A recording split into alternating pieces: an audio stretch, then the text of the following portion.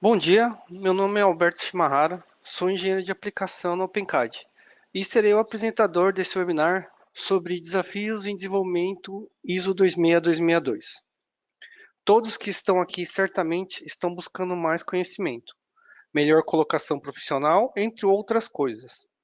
Por isso, para quem ainda não conhece, fica a dica do portal de cursos online OpenCAD University. Dentre os cursos, existe um curso gratuito introdutório ao conceito de Model-Based Design. Então, vamos começar? Atualmente, nós vemos várias tendências na área automotiva. Um muito em voga hoje são os veículos autônomos, as direções autônomas, né? Powertrain e eletrificação, né? Discute-se muito a interconexão com veículos, né? Essa interconexão gera uma grande massa de dados, né, que são os big data, e como esses dados serão tratados, né?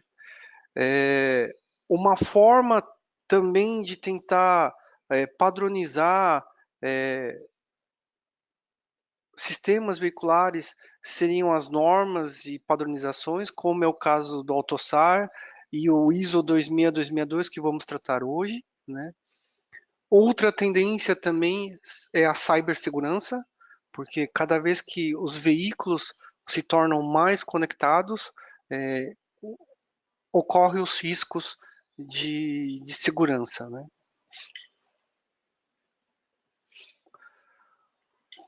Tudo isso comprova que a complexidade na área de engenharia está aumentando, né? Então, com isso também aumenta a pressão, porque eu tenho um produto mais complexo, onde eu tenho que identificar falhas ou problemas muito mais rápido, né? E atualmente os sistemas, eles se, digamos que eles estão com funcionalidades interligadas, né? Antigamente nós tínhamos ramos separados, que era a elétrica, a mecânica e a eletrônica, e software, eram coisas totalmente distintas. E atualmente nós temos o quê? Uma interligação dessas áreas, né? Então a eletrônica pode interagir com mecânica, a parte elétrica também interage com a mecânica e o software comandando todos esses sistemas, tá? Então isso gera uma grande complexidade, né? E é possível ver isso em várias pesquisas, né, sobre desenvolvimento e o quanto que a complexidade está recorrente na engenharia, né? Bom, falando sobre sistemas, né, nós temos diversos sistemas que requerem é, um funcionamento sem falhas. Eles têm que ser sistemas a qual nós denominamos de alta integridade, né?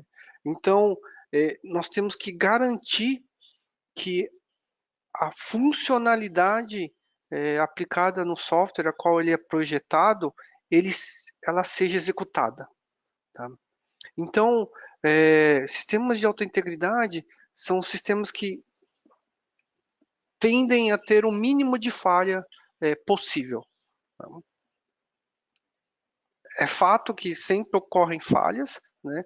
Por isso que a manutenção ou a mudança rápida do sistema, a interação da engenharia no socorro ou na certificação desses sistemas é importante, né? Então, a ideia de eu ter uma aplicação de alta integridade não é simplesmente só verificação e só recorrência, né? Existem processos, né, que ajudam a, a desenvolvermos esses sistemas. Então, eu tenho normas a seguir, eu tenho diretrizes a seguir, que eles vão fazer o quê? Eles vão impor restrições adicionais ao desenvolvimento, ou seja, vão forçar a engenharia a pensar mais, a tomar decisões para que o sistema não tenha falha, né? Então, a partir do momento que eu tenho restrições, vão se criando artefatos ou vão se criando objetos, né, para eu atingir essas normas ou essas diretrizes. Para eu atingir essa norma ou essa diretriz, o que acontece? É necessário uma verificação, uma validação e os testes de uma maneira mais completa, né? Então, ah, essas normas e diretrizes seriam como se fosse normas de um jogo de futebol, né? Então, eu tenho regras, eu tenho uma norma pré-estabelecida, eu tenho uma regra dentro do campo, né? E quem valida isso seria os juízes, os bandeirinhas e atualmente o VAR, né? Então, essas normas normalmente vão requerer uma evidência de que esse objetivo foi atingido, né? Então, essa evidência é a demonstração de conformidade, né? É, alguma entidade me diz que eu consegui atingir os objetivos e eu estou atingindo a norma, tá? Né? Então, o processo de obtenção desse demonstrativo de conformidade ou um certificado, né? Vocês podem ver que o, o ciclo V de desenvolvimento, né? Então ele sempre está indo dos requisitos até a validação e testes, né? Então vocês podem ver as setinhas, né? Que eu vou para cada elemento do meu desenvolvimento, seja de geração de código, integração, o teste da integração, né? Eu vou é, gerando os objetos e eles vão adicionando, né, a um sistema certificador, né, que eu atingi o meu objetivo, né? Essa obtenção de certificado, essa demonstração de conformidade, não é um trabalho fácil, né? Ele é um trabalho que requer um processo longo, é demorado e trabalhoso, tá? Porque estar dentro das normas não é fácil, né? Então, foram várias entidades, desenvolveram diversas normas, né? Para que os sistemas de alta integridade sigam regras e você possa ter um mínimo de especificação e essa a denominação ser atingida, né?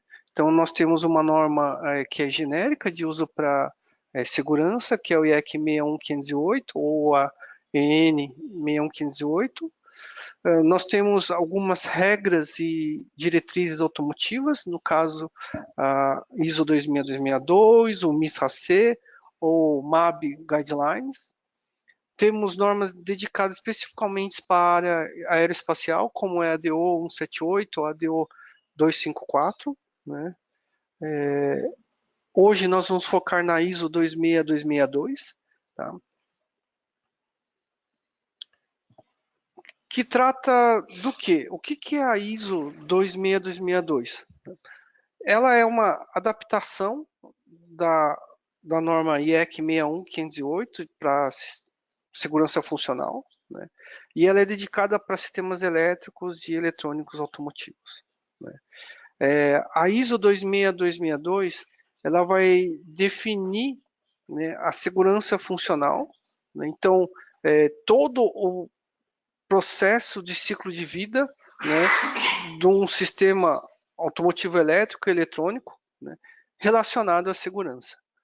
A primeira edição da norma ISO 26262 foi em 11 de novembro de 2011. Né? Então, ela também é denominada como Road Vehicles e Functional Safety. Né? Então, ela vê sistemas elétricos e eletrônicos em termos de sistema, assim como um todo, todos os componentes que acompanham o sistema elétrico eletrônico, né, até os seus sistemas submecânicos. Tá? Como é definido, estruturado a norma ISO 26262? Ela tem 10 partes ou 10 capítulos, né?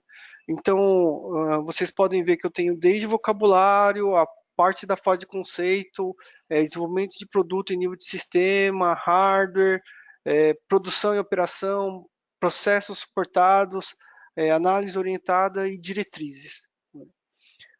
No caso de produtos métricos, a gente pode procurar referência de desenvolvimento baseado no modelo ou model-based design nas definições, né? É possível você também verificar o conceito de model-based design dentro do capítulo 6, né? Verificação e validação e geração de código, né? Dentro de processos, no capítulo 8 ou parte 8, né? Classificação e qualificação de ferramenta. Tá?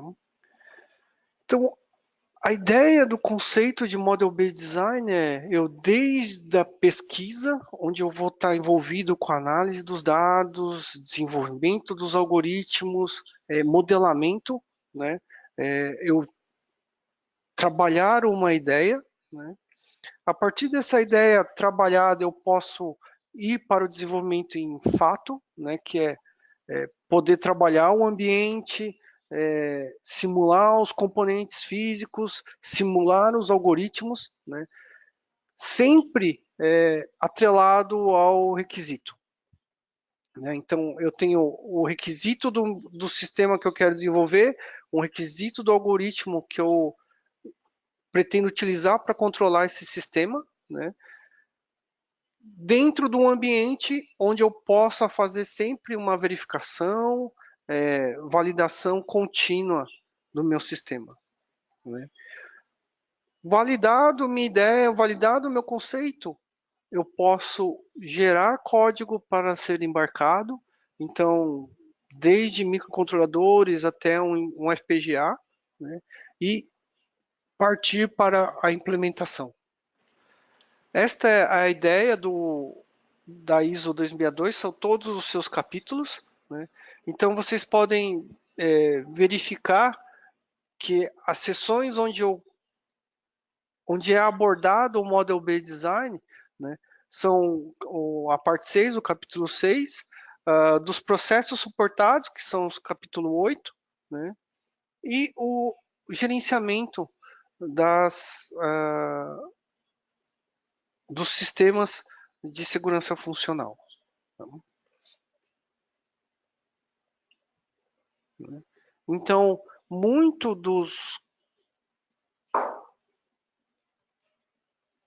das aplicações de Model-Based Design, né, nós podemos visualizar dentro do ciclo V.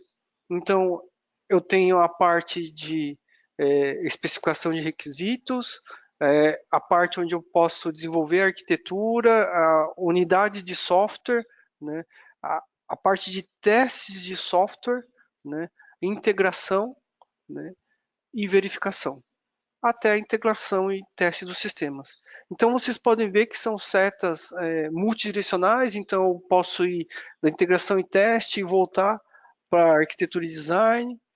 Quando eu verifico os requisitos de segurança, né, durante a verificação, durante a fase de teste, eu também posso voltar para a parte de requisitos do sistema inicial, né, e verificar o que aconteceu com o meu sistema ou se o meu requisito é fraco e eu preciso gerar uma redefinição desse sistema. Tá?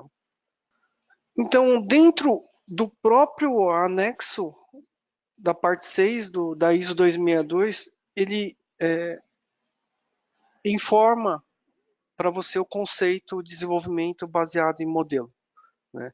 Então, ele gera uma descrição, né, do conceito de desenvolvimento em Model-Based Design para software veicular, né, e quais são as suas definições de uso, né, durante o processo de desenvolvimento para você atender a norma ISO 26262, né?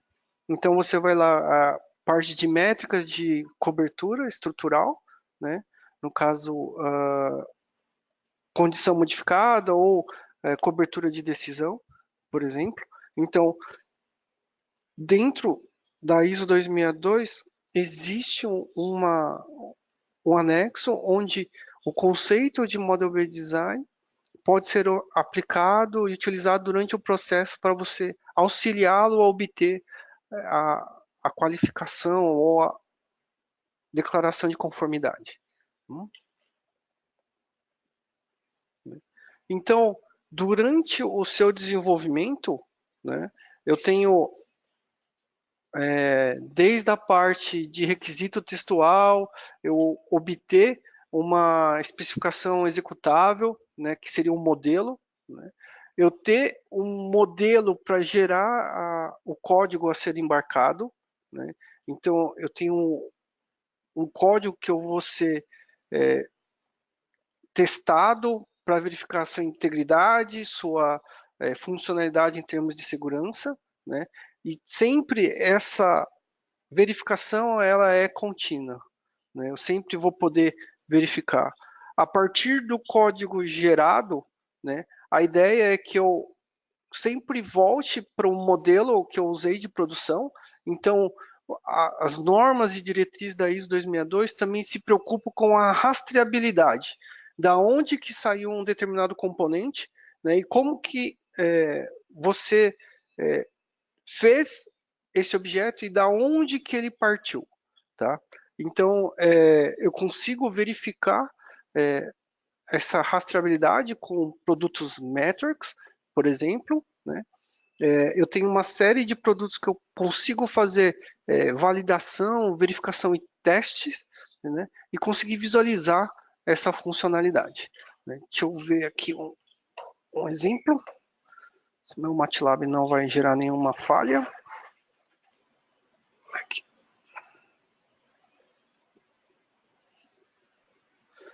Tem um modelo de um controlador veicular, no caso um controlador de porta, tá? Então ela possui uma lógica de controle que está alocada aqui, né? Então tenho a lógica para diagnose, que está nesse bloco. Vamos ver se ele vai aparecer nessa tela mesmo. Onde que ela está jogando aqui? Aqui, apareceu. Né? Então tem um supervisório, uma lógica baseada em state flow, né? Para essa lógica de controle inicial. Tá? Então, a ideia para eu poder gerar uma rastreabilidade deste modelo, né, para o código,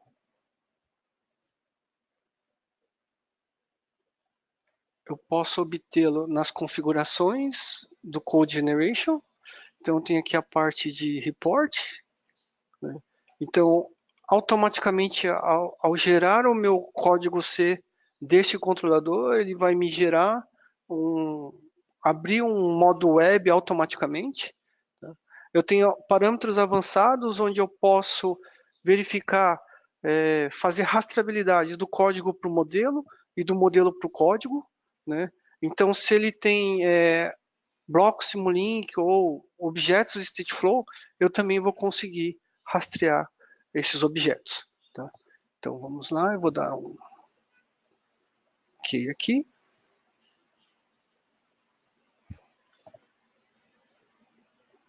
Vou vir aqui e vou mandar gerar o código deste modelo. Começou a construir. Deixa eu ver aqui pela indicação aqui no cantinho esquerdo de Building.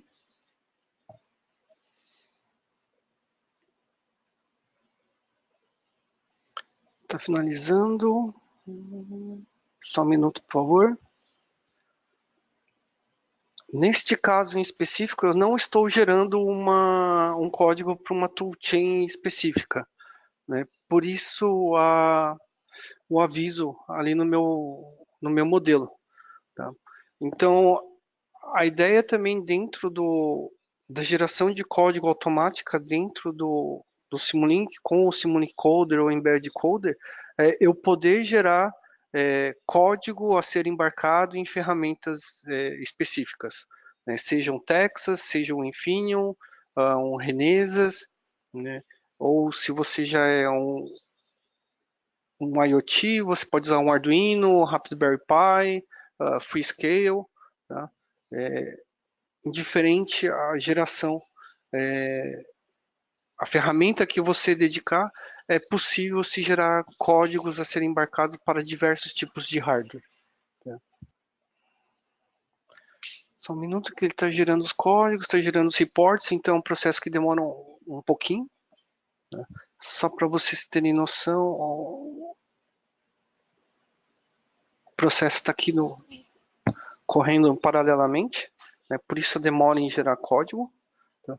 Isso também varia de acordo com o tamanho do seu modelo que está sendo gerado código e o tipo da IDE que você está aplicando em conjunto com o Simulink Coder.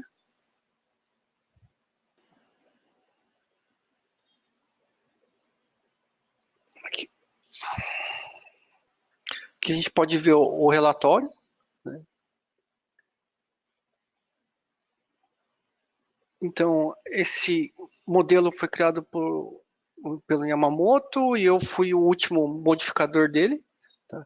Então, você pode ver o código gerado, no caso aqui o DLC Controller, né? Então, ponto C.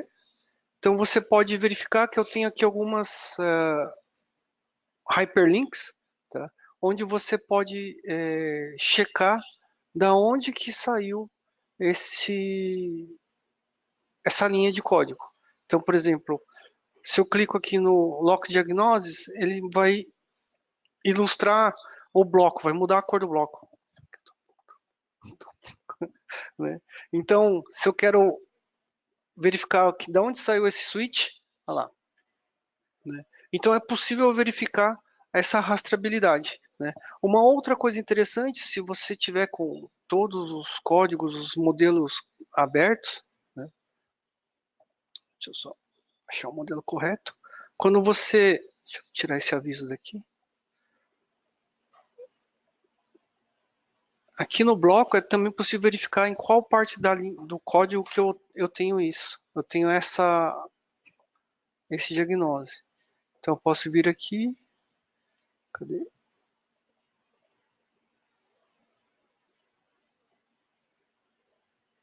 Navigate to C code. Olha lá. Então, toda aquela lógica daquele bloco está contido nessas linhas de código aqui. Tá? Então, uma das requisições da ISO 262 é rastreabilidade. Como que eu sei que uma determinada linha do código está atrelado a alguma norma não, algum sistema, né? Como que esse sistema foi construído? Ele foi construído em Simulink. Onde é que está essa linha de código dentro do bloco? Né? Então, essa rastreabilidade, você saber, no código ele está nesse bloco como é que eu faço para achar no código? Né? Porque o sistema ele vai crescendo, ele vai tendo várias linhas de código, né? E é quase que humanamente impossível você ficar olhando linha a linha onde que você está, onde que está o lock diagnóstico. Então, vocês podem ver que eu tenho várias denominações dele no código, né? No caso aqui, o diagnóstico de trava da porta. Tá? Isso é importante, né? O quanto que você vai conseguir rastrear e verificar o seu código, né?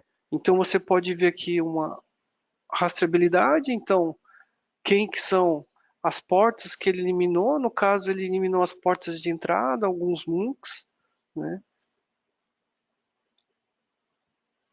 Então, eu tenho aqui o controller, a parte de velocidade. Onde é que está? Eu tenho o hyperlink aqui, né?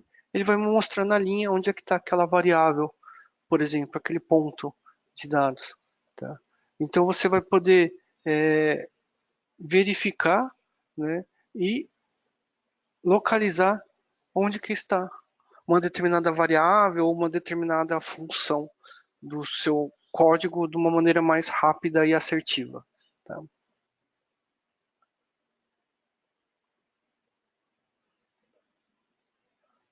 Então, isso é interessante em termos de eu ter um código objeto, um código gerado, né, e poder gerar manutenção, né, e poder verificar se ocorrer alguma falha ou algum parâmetro for denominado incorretamente, né, como fixar, como corrigir e aonde está a parte a ser corrigida. Tá?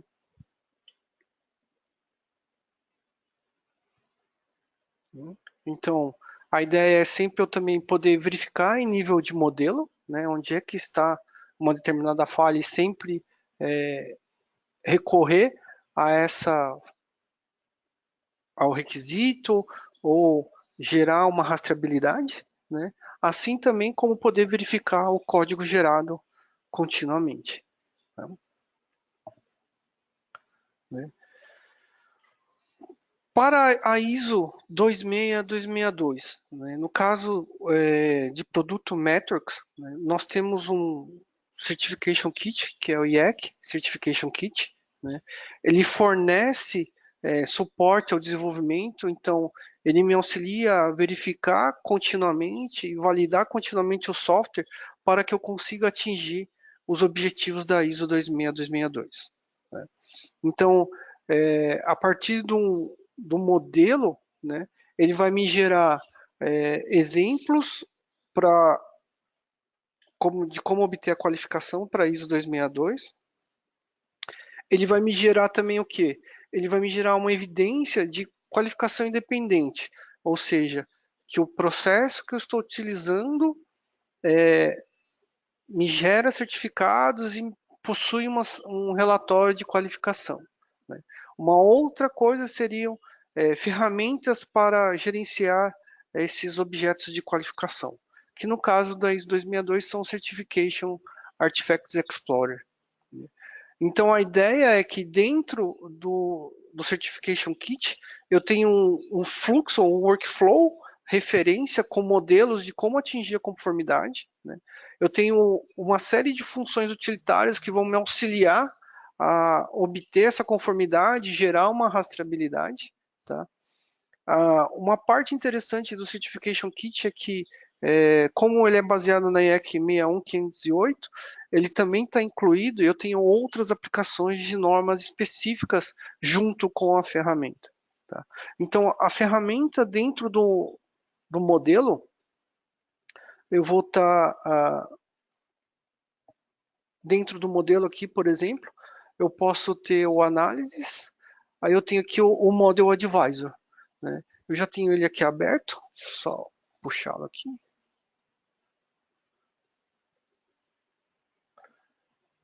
O Model Advisor ele é uma ferramenta que me auxilia a, a verificar continuamente os meus modelos e os meus códigos. Tá? Então, a partir do momento que você possui a tool, por exemplo, eu sou de aeroespacial e eu quero verificar meus modelos contra a DO178. Né? Então, eu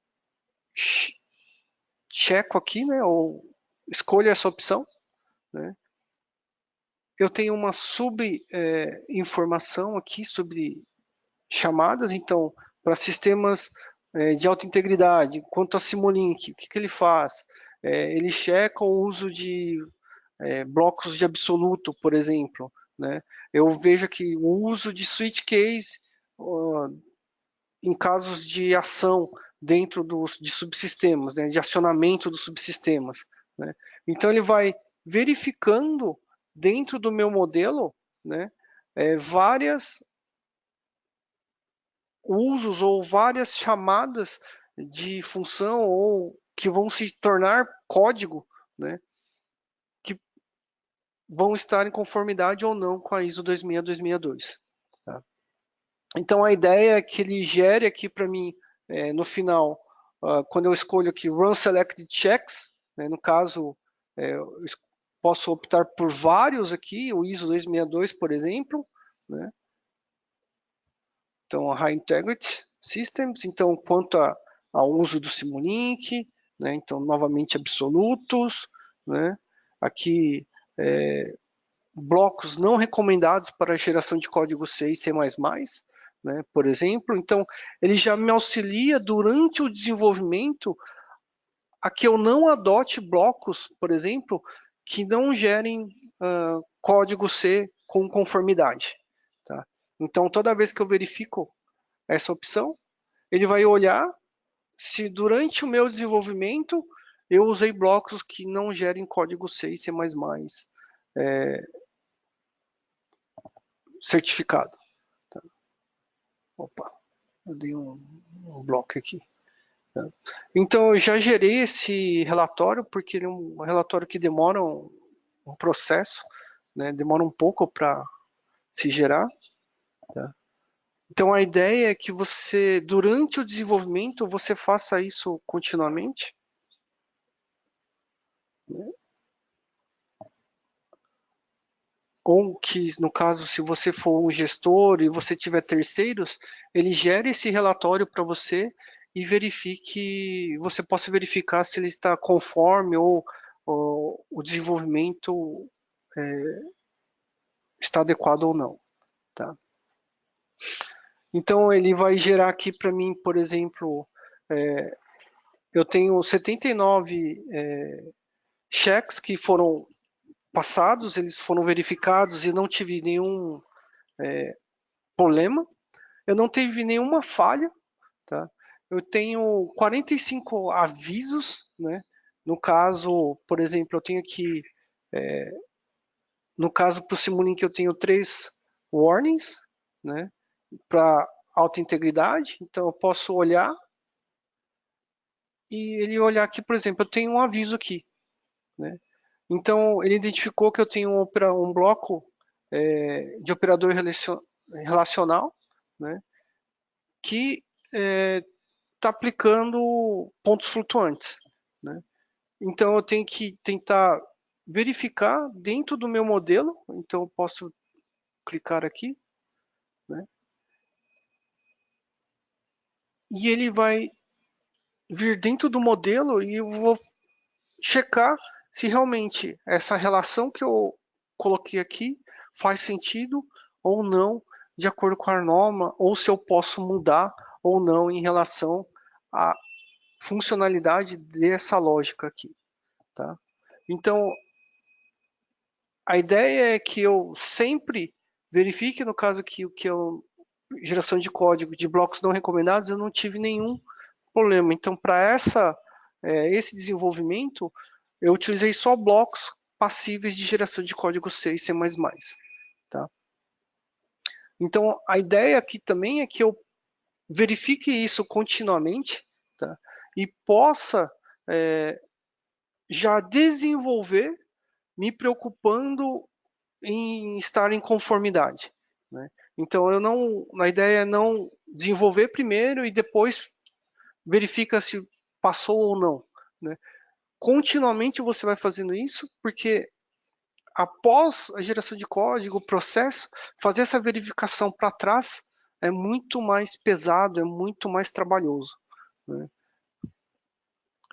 Então, ele gera vários avisos e eu posso estar verificando. Então, no caso aqui, ele está falando que eu tenho tipo de dados que não tem condições ou não tem um limite, tá?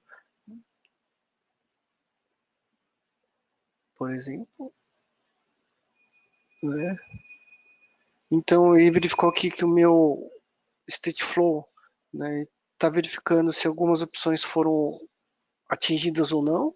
Né? No caso aqui, é o range de sinal, por exemplo, que no caso lá em cima a gente mostrou que não tinha, então ele está verificando aqui. Tá? E assim por diante. Né? Então, a ideia do, do kit de certificação, né, é eu poder verificar os meus modelos, né, para que a qualificação ou a conformidade seja atingida. Tá? Então, essa é a ideia da TU, então, para que eu consiga gerar uma verificação e validação continuamente, né? Então, eu não preciso estar fazendo isso posteriormente ou apenas quando eu for certificado, aí quando eu coloco isso para aprovação, ele tem que voltar porque alguma parte das minhas funções não foram aprovadas, né? Então, a ideia do kit de certificação é auxiliar isso durante o desenvolvimento, tá? Que é o Model Advisor que eu ilustrei para vocês, tá? Né? Então, durante o processo, né, a gente tem várias ferramentas, metrics, que pode ajudar você a verificar e atingir o seu objetivo. Então, desde o modelamento, por exemplo, Simulink, StateFlow, Fixed Point Designer, né, para trabalhar com ponto fixo, o Embed Coder para gerar código a ser embarcado. Se eu já tenho código legado e eu preciso fazer verificação, nós temos o Polyspace, né? Eu posso fazer testes do código utilizando software in the loop ou processor in the loop, né? Verificar cobertura no caso do Embed Coder ou com matriz de rastreabilidade com o Certification Kit, né? Eu tenho como vincular requisitos ao meu modelo especificamente, então eu consigo saber qual bloco está trabalhando especificamente com qual requisito. Se o bloco que eu construí respeita o requisito que foi demandado para a construção daquele bloco. Deixa eu ver se eu tenho um exemplo aqui.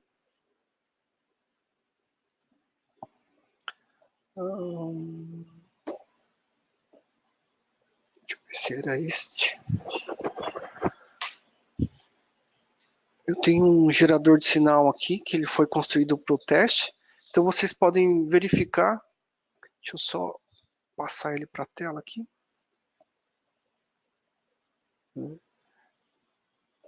Esses sinais eles vão passar por dentro do meu modelo para verificar a sua funcionalidade e sua integridade, né? No caso, eu tenho aqui um requisito, né, que é atrelado a estes sinais, né? Então, quando eu clico neste sinal aqui, nesse requisito, tá? Vamos ver se ele vai abrir a posição correta, né? A ideia é eu atrelar o meu desenvolvimento a uma documentação de requisito existente, tá? Então, ele abriu aqui um documento Word. Deixa eu colocá-lo aqui na tela para vocês.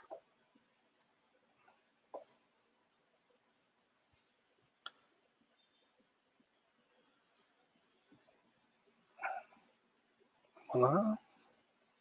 Então, eu tenho aqui um documento Word, né, que ele me fala dos requisitos alocados, né, no caso aqui o requisito 401, né, é que a porta tem que fechar automaticamente a partir dos 5 km por hora. Tá? Então, ele mostra para mim, eu consigo vincular o meu modelo, tá, a um conjunto de requisitos. No caso aqui é um Word, poderia ser um Excel ou qualquer outro ativo, tá, que for. Se você tiver um sistema de gestão de requisito, no caso o link principal é com o Doors, então a gente pode até ver aqui pela documentação, posso clicar aqui nesse bloco, por exemplo, aí vocês vão ver, se vocês tiverem o Simulink Requirements, tá? Requirements, né? Então ele vai vir aqui link para uma seleção no MATLAB, um Word, um Excel, por exemplo, tá? Então você consegue vincular esse código a um documento Excel e Word, né? Então, isso vai ajudar você em que sentido? Você saber que aquele desenvolvimento daquele bloco ou daquela lógica foi vinculado a um requisito pré-estabelecido para você. tá? Uma coisa interessante em termos de produto, né? O TUV, né, que é uma entidade certificadora, né, certificou o Embed Coder, o Polyspace, o PLC Coder como produtos para uso no processo de desenvolvimento para obtenção da ISO 26262 e o IEC 61508. Né?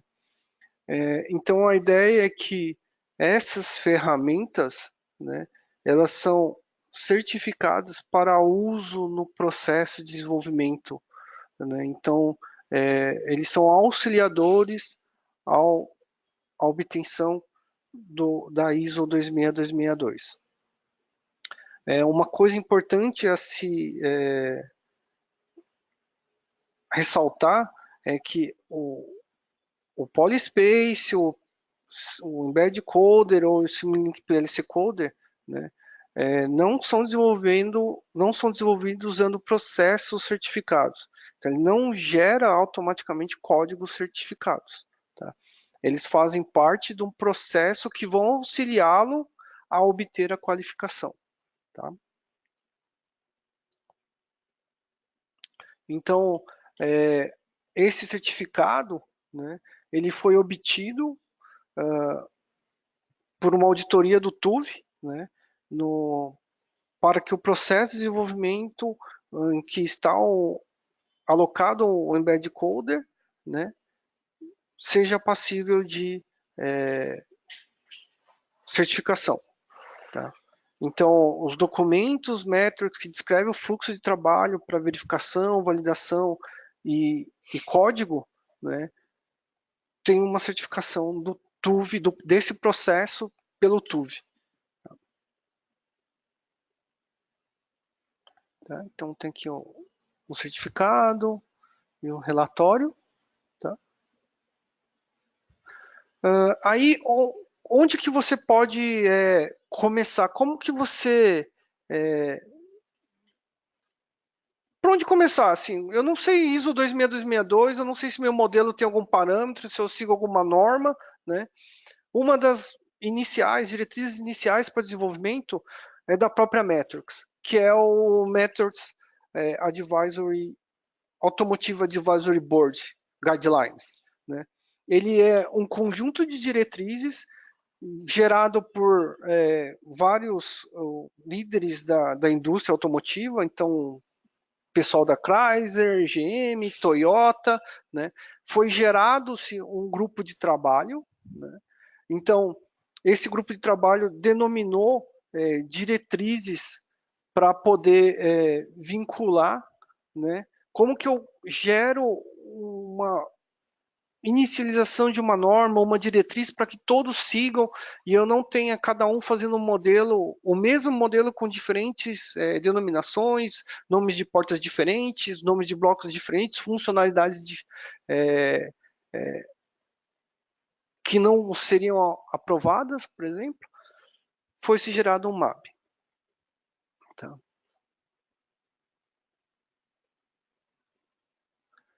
Então, no caso, ele é um documento aberto, você pode estar buscando isso junto à Metrics, tá? Chama Metrics Advisory Board Guidelines. Qualquer problema também em localizar esse documento, você pode estar mandando um e-mail aqui para nós, ou mandando um e-mail diretamente para mim, tá? Eu mando esse documento para você, tá? Então ele vai ajudar você a já desenvolver baseado numa diretriz, ou vai ser um guia de desenvolvimento, tá? Para você, ou para o seu time, ou para a sua empresa, caso você não tenha nenhum. Tá? Então, a ideia para a ISO 26262, eu tenho um conjunto de ferramentas, um toolchain, né, para isso, que ele cobre a parte de desenvolvimento, o Simulink, Stateflow, o MATLAB. Né? Eu tenho ferramentas que vão me auxiliar a obter essa denominação, como o caso do Simulink Check, o Coverage, o Simulink Design Verifier. Se eu tenho código estático legado C, Polyspace, tá? o IEC Certification Kit, né? Esse Certification Kit vai me gerar um fluxo de trabalho de referência para obter essa qualificação, essa conformidade, né? Eu tenho vários utilitários, né? Eu tenho também ferramentas dentro da própria Metrics para isso, eu tenho modelos, eu tenho exemplos, tá? E também existem terceiros que desenvolvem ferramentas em cima de MATLAB e Simulink para que você obtenha essa conformidade. Tá? Então, são ferramentas adicionais às verificações que o MATLAB possui. Tá? E eu estou aberto aqui às perguntas. Tá? Eu tenho uma pergunta aqui do Érico, né? No caso, é rastreabilidade do requisito, se é possível vincular a uma versão específica do documento. Sim, é possível você vincular a um documento específico. Se você estiver pensando em DOORS, tá, que é uma ferramenta de gestão de requisito da IBM, por exemplo, é possível que, por exemplo, o gestor, ao atualizar o link, ele quebre o link entre o modelo Simulink e o requisito. Então, quando é feita uma checagem de validação do modelo novamente, o desenvolvedor ele vai receber uma mensagem de que o link de requisito foi quebrado. Então, o desenvolvedor vai checar novamente a ferramenta, tá? E verificar que o requisito mudou, tá? Isso não é tão simples quanto para documento Word, tá? Porque ele é um link físico, né? Então, no caso do Doors, é um link de duplo sentido, né? É possível você quebrar ele e automaticamente vincular, tá? No caso do Word, não é. Ele só é apenas de um sentido. Eu só consigo prender o modelo ao requisito na linha do requisito que ele está atrelado, tá?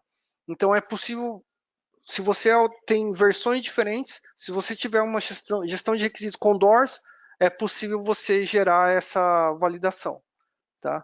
É, versões diferentes de requisitos em cima do sistema. Beleza? Outra pergunta é do Marcelo, né? Ele pergunta se eu tenho um estudo de caso ou um exemplo de norma DO178, tá? O mesmo workflow que eu tenho para ISO 26262 é existente para DO178B. Né? Ele não usa os mesmos checkers, tá? Então aqui no meu caso eu tenho o Advisory Board, deixa eu ver se ele está aberto aqui ainda. Né? Então, estou brigando aqui com o meu mouse.